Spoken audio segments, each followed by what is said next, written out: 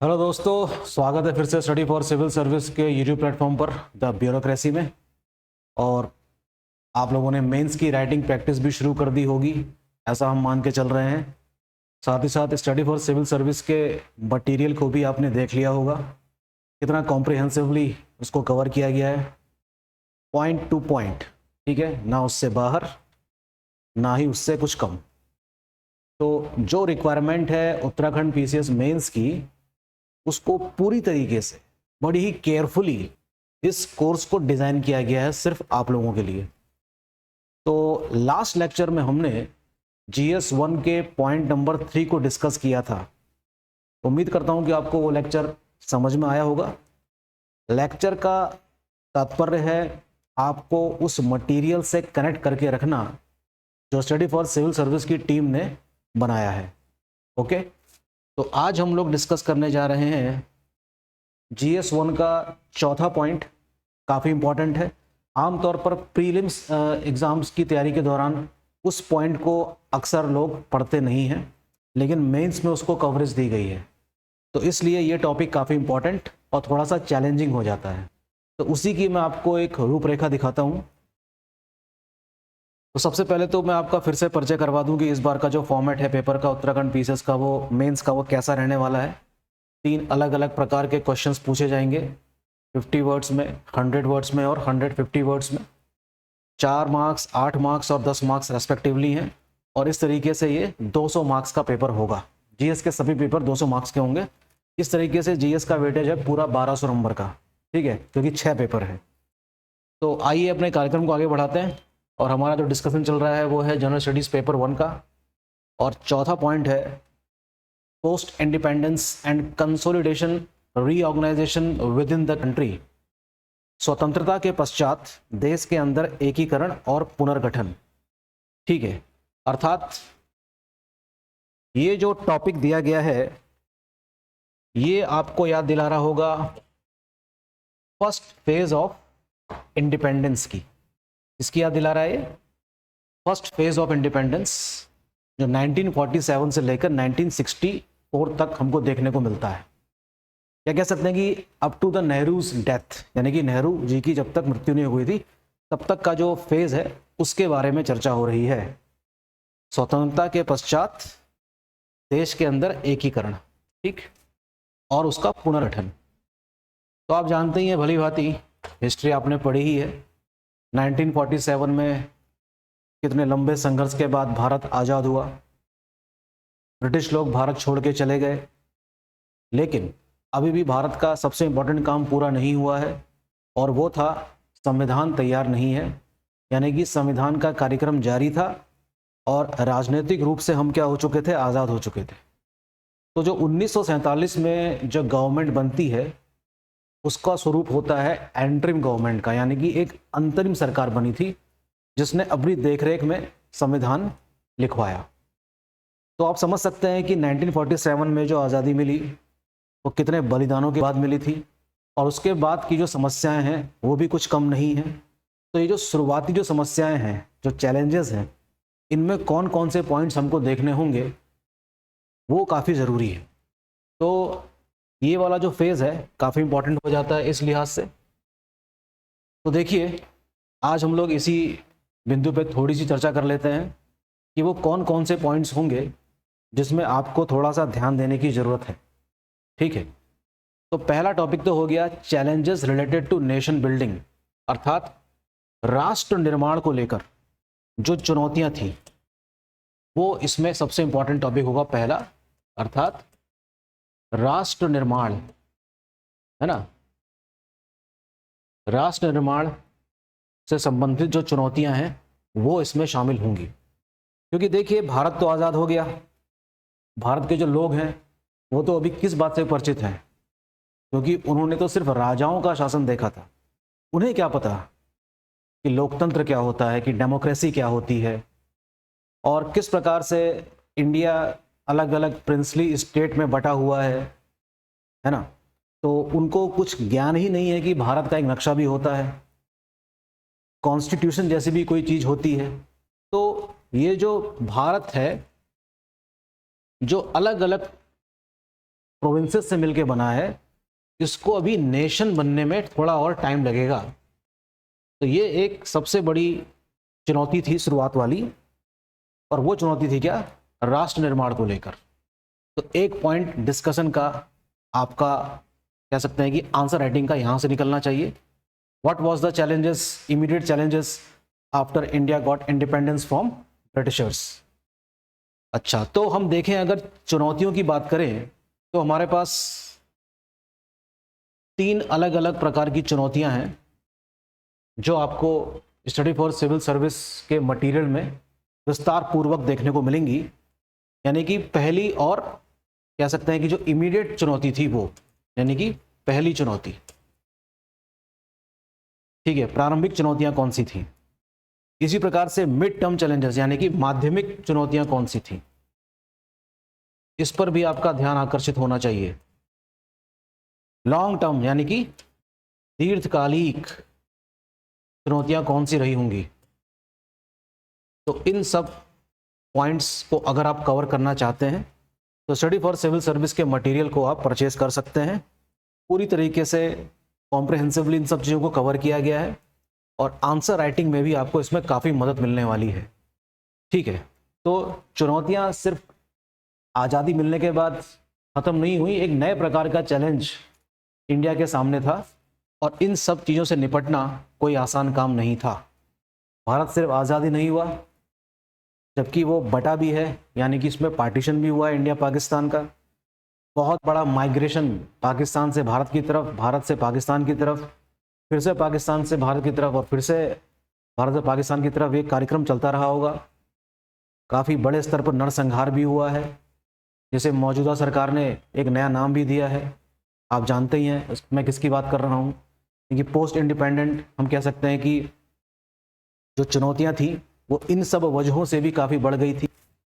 ठीक है, तो ये शुरुआती चैलेंजेस थे जिसको सरकार ने किसी प्रकार से हैंडल किया होगा। कई लोग विस्थापित हुए होंगे, और कई लोगों को क्या करा होगा, रिहैबिलिटेट किया गया होगा। यानी कि विस्थापित जो लोग हुए थे वो भी एक बहुत बड़ी चुनौती थी, और उनको क्या करा होगा, रिहैबिलिटेट किया होगा, यानी कि उनका पुनर्वास। ये सारी चीज़ें हमें 1947 के बाद देखने को मिल रही होंगी। इस पे आप अपने पॉइंट्स तैयार कर सकते हैं।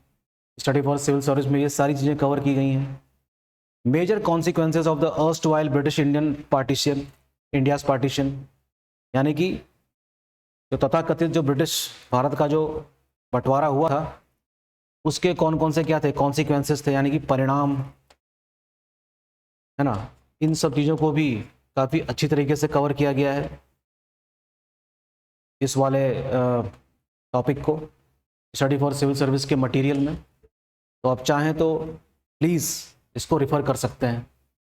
थर्ड पॉइंट में जो हम चौथा पॉइंट जो हम आज डिस्कस कर रहे हैं उससे रिलेटेड इन सभी बिंदुओं पर आप ज़रूर ध्यान दें, क्योंकि यहाँ से भी क्वेश्चंस आने की संभावना है। कोई भी पॉइंट छोड़ा नहीं गया है स्टडी फॉर सिविल सर्विस के मटेरियल में। अब देखिए, major consequences of the erstwhile British partition, जैसा कि पिछले पेज में देखा। Reorganisation of the princely state, यानी कि जो देसी रियासतें थी, देसी रियासतें, उनका एकीकरण, या कह सकते हैं उनका जो पुनर्गठन है, ये भी बहुत बड़ी टेढ़ी खीर रही होगी। आप जानते ही हैं कि लगभग 550 से भी ज़्यादा क्या थी, ऐसी देसी रियासतें थी।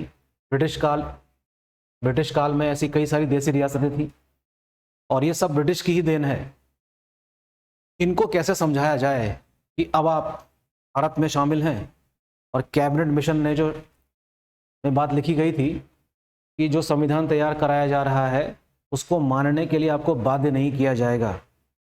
तो इन देसी रियासतों की जनता को भी समझ में आ रहा है, जैसे कि उत्तराखंड वाला जो पार्ट है, टेहरी रियासत, इसको एक एग्जाम्पल है। वहाँ की जनता चाहती है कि उनका जो विलय है वो इंडियन यूनियन में हो जाए। तो ऐसी तमाम जो देसी रियासतें हैं उनको तो बड़ी ही आसानी से इंडियन यूनियन में शामिल कर लिया गया था। ठीक है, लेकिन कुछ रियासतें ऐसी भी थी जो अपने पुराने ढर्रे पे रहना चाहती थी। कश्मीर हो गया, हैदराबाद हो गया, जूनागढ़ हो गया, इस सब चीज़ों से आप परिचित भी हैं। तो इसमें वल्लभ भाई पटेल जी ने सबसे इम्पोर्टेंट भूमिका निभाई।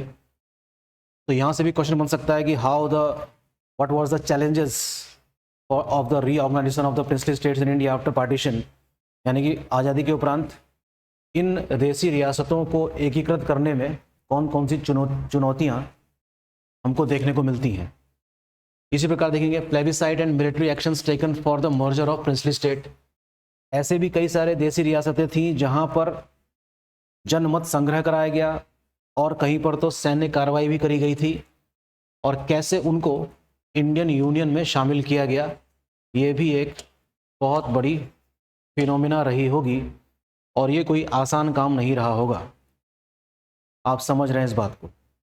इसी प्रकार से भारत देश सिर्फ ज्योग्राफिकली ही बड़ा नहीं है, जबकि वहाँ पर कई प्रकार की विविधता है, जहाँ कई प्रकार की भाषाएं, संस्कृति आपको देखने को मिलेगी।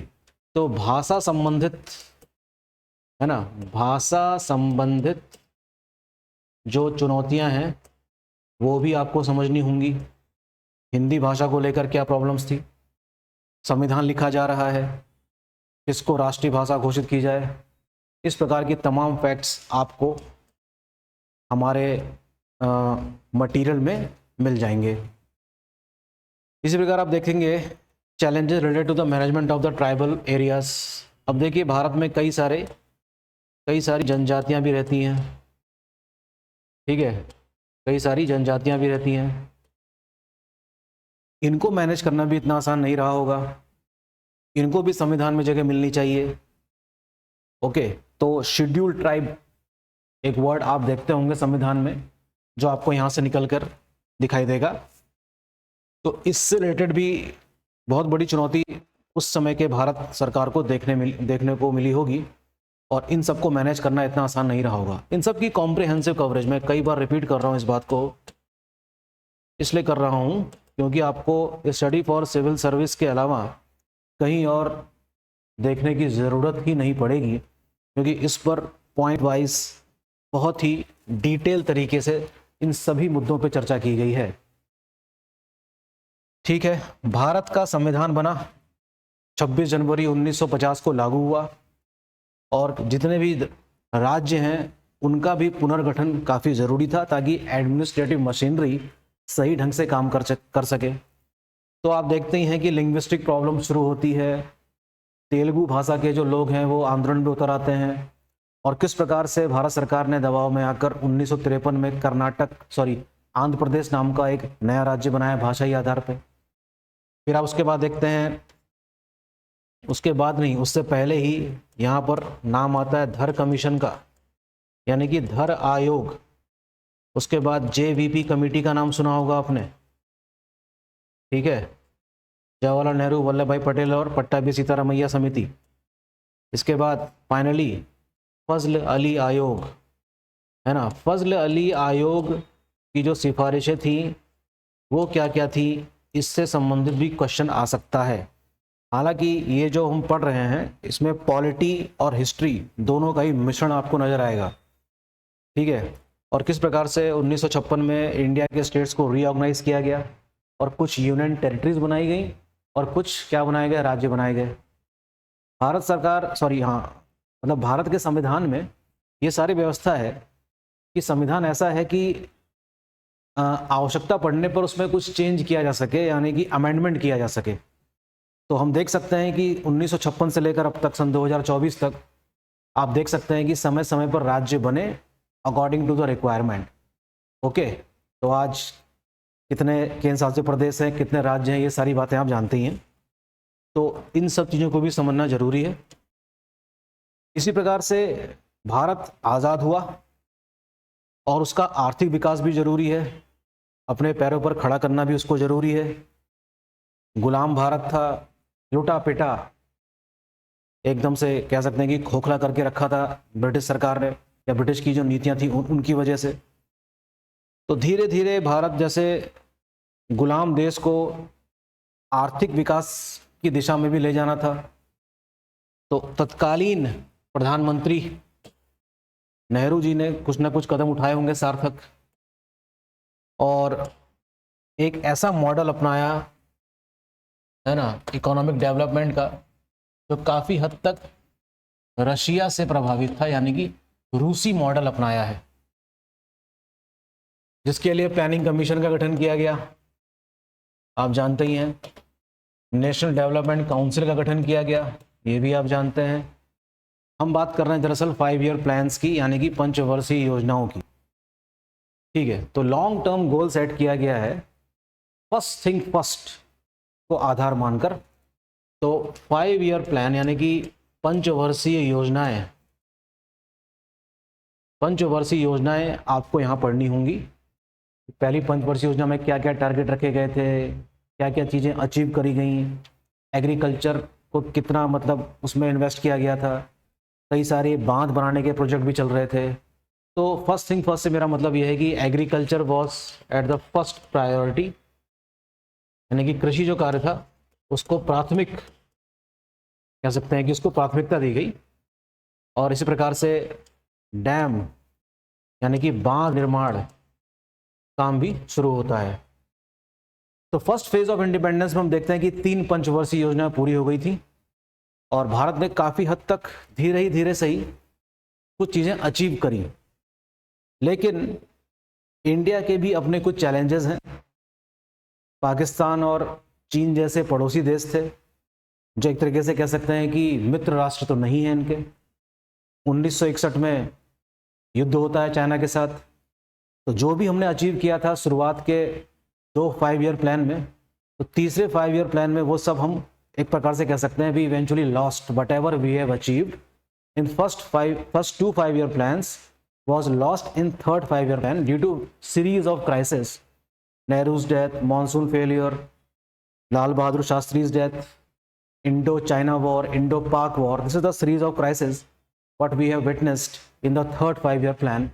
तो जो तीसरी पंचवर्षीय योजना थी वो पूरी तरीके से क्या हुई, विफल रही। ओके, तो एक तो नया देश है, अपने पैरों पर धीरे धीरे खड़े होने का प्रयास कर रहा है, ऊपर से ये सारी समस्याएं भी उसके इर्द गिर्द हैं। फर्स्ट फेज ऑफ इंडिपेंडेंस में हमें एक चीज और देखनी होती है, और वो है इंडियाज फॉरेन पॉलिसी, यानी कि भारत की जो विदेश नीति थी वो कैसी थी। Important objective of Nehru's foreign politics, Nehru की जो विदेश नीति थी इस पर भी आपको थोड़ी सी गहरी समझ रखनी होगी, और किस प्रकार से उन्होंने गुट निरपेक्ष आंदोलन चलाया ये भी काफी इंपॉर्टेंट है। गुट निरपेक्ष आंदोलन आप जानते ही हैं, जिसको हम कहते हैं, चलिए मैं अगले पेज में लिखता हूं उसको, जिसको हम कहते हैं non aligned movement. Non aligned movement से भी यूपीएससी में अगर हम पीवाईक्यू की बात करें, अगर मैं पीवाईक्यू की बात करूं तो यानी कि प्रीवियस ईयर क्वेश्चंस की यूपीएससी की, तो नॉन अलाइंड मूवमेंट यानी कि गुट निरपेक्ष आंदोलन, गुट निरपेक्ष आंदोलन से भी क्वेश्चन आया है आईएएस के मेंस में, और क्योंकि ये मेंशन है सीधे सीधे तो यहां भी आ सकता है। क्वेश्चन कुछ इस प्रकार से आया है कि गुट निरपेक्ष आंदोलन क्या अभी भी प्रासंगिक है या नहीं, इज इट रेलेवेंट स्टिल और नॉट। तो हमें इसका एक बैकग्राउंड समझना होगा, ये नॉन अलाइंड मूवमेंट होता क्या है। तो अगर मैं मान के चलूँ कि 100 वर्ड में अगर आपको नॉन अलाइंड मूवमेंट में कोई क्वेश्चन लिखना है, तो इसके बारे में आपको कीवर्ड खुद अपने आप में नॉन अलाइंड मूवमेंट ही है। तो सबसे पहले नॉन अलाइंड मूवमेंट के आंसर को लिखते समय आपको खुद NAM को ही समझाना होगा कि व्हाट इज एक्चुअली NAM, यानी कि नॉन अलाइंड मूवमेंट। ठीक है, तो अगर इसके हम शाब्दिक अर्थ खोजने की कोशिश करें तो हमको पता चलता है अलाइंड का मतलब है कि हम किसी एक की तरफ नहीं झुकेंगे, किसी एक शक्ति की तरफ हमारा झुकाव नहीं होगा। तो अगर मैं आपको याद दिलाऊं 1945 में वर्ल्ड वॉर सेकंड खत्म होती है ना, और 2 सबसे ताकतवर राष्ट्र उभर कर आते हैं, एक का नाम है USA, एक का नाम है USSR। पॉलिटिकल साइंस की भाषा में इस फिनोमिना को कहा गया है बायपोलराइजेशन ऑफ द वर्ल्ड। क्या कहा गया है? बायपोलराइजेशन ऑफ द वर्ल्ड। इसे कहा गया है विश्व का ध्रुवीकरण। क्या कहा गया इस चीज को? विश्व का ध्रुवीकरण कहा गया है। तो हम कह सकते हैं कि अगर हम पॉलिटिकल मैप देखें तो एक तरफ कुछ देश हैं जो अमेरिका के पीछे हैं और एक तरफ कुछ देश हैं जो यूएसएसआर के पीछे हैं। भारत अपनी स्थिति को स्पष्ट ऐसे करता है कि वो इन दोनों शक्तियों की तरफ झुकाव नहीं रखेगा, आवश्यकता पड़ने पर दोनों से मदद ली जाएगी। अलाइन का मतलब होता है झुकाव से है, ठीक। तो एक तरीके से बीच का रास्ता अपना रहा है नॉन अलाइंड मूवमेंट का, और ये हम कह सकते हैं कि नेहरू जी ने इसको अडॉप्ट किया, और हम ये भी कह सकते हैं कि ये लॉन्ग रन में काफ़ी हद तक सफल भी रहा। आज इसकी प्रासंगिकता क्या उतनी रह गई है? तो हम कहते हैं नहीं रह गई है, ठीक है। फिर भी इन मूल्यों को भूला नहीं जा सकता, क्योंकि आज की डेट में अब दुनिया बायपोलर नहीं है। अब तो यूएसएसआर 1991 में डिसइंटीग्रेट हो गया था, तो हम कह सकते हैं कि विश्व का भी तो यूनिपोलराइजेशन हो गया। क्या हो गया? विश्व का यूनिपोलराइजेशन, यानी कि अब बायपोलर नहीं है, अब एक ही धुरी है पॉलिटिकल, अगर हम पावर की बात करें, यानी कि यूएसए। इस बीच हम देखते हैं कि भारत के यूएसए से भी संबंध काफ़ी सुधरे हैं। यूएसए के लिए इंडिया एक बहुत बड़ा मार्केट है, ठीक है। और बड़ी खास बात यह है कि भारत की फॉरेन पॉलिसी की, मौजूदा सरकार की भी, कि इन्होंने रशिया से भी मजबूत संबंध बना के रखे हैं और यूएसए से भी। यूएसए भी बहुत ही उम्मीद से भारत की तरफ देखता है। अर्थात इसका मतलब ये हुआ कि अमेरिका के लिए हम कह सकते हैं कि भारत एशिया में एक बहुत बड़े मित्र की भूमिका निभाता है, क्योंकि उसको चाइना को काउंटर करना है तो ऐसा मित्र चाहिए, राइट। तो हम कह सकते हैं कि 1947 से लेकर अब तक यूएसए, जो कि पहले भारत का मित्र नहीं माना जाता था, अब उसके पोटेंशियल को यूएसए समझ रहा है और उसका एक कई क्षेत्रों में साझेदार के रूप में उभरा भी है। तो नॉन अलाइंड मूवमेंट को अगर आपको समझना है तो आपको इसकी डिटेल में स्टडी करनी होगी, जिसके लिए मैं सजेस्ट कर रहा हूँ क्या, स्टडी फॉर सिविल सर्विस का मटेरियल। तो ये रहा हमारा थर्ड पॉइंट, जिसमें आप देख सकते हैं, सॉरी फोर्थ पॉइंट, जिसमें आप देख सकते हैं कि आपको इन सभी चीज़ों के बारे में गंभीरता से स्टडी करनी होगी। और आमतौर पर जब हम प्रीलिम्स की तैयारी करते हैं तो ये सारे कई जो टॉपिक्स हैं इसको हम छोड़ देते हैं, ठीक है। लेकिन अब क्योंकि मेंस का एग्ज़ाम है तो इसमें हमारी गहरी समझ होनी चाहिए। तो उम्मीद करता हूँ कि आपको ये लेक्चर थोड़ा बहुत मतलब सहायता प्रदान करेगा आपको GS 1 के चौथे पॉइंट को समझने में। बाकी जो चीज़ें हैं वो आपको मटेरियल में मिल जाएंगी। तो बने रहिए स्टडी फॉर सिविल सर्विस के साथ, पढ़ाई करते रहिए, आंसर लिखते रहिए, आंसर टीम को लिखकर भेजिए, वो आपको फीडबैक भी देगी कि कहाँ पर आप लोगों से चूक हो रही है। Thank you and all the best. मिलते हैं नेक्स्ट लेक्चर में। Thank you.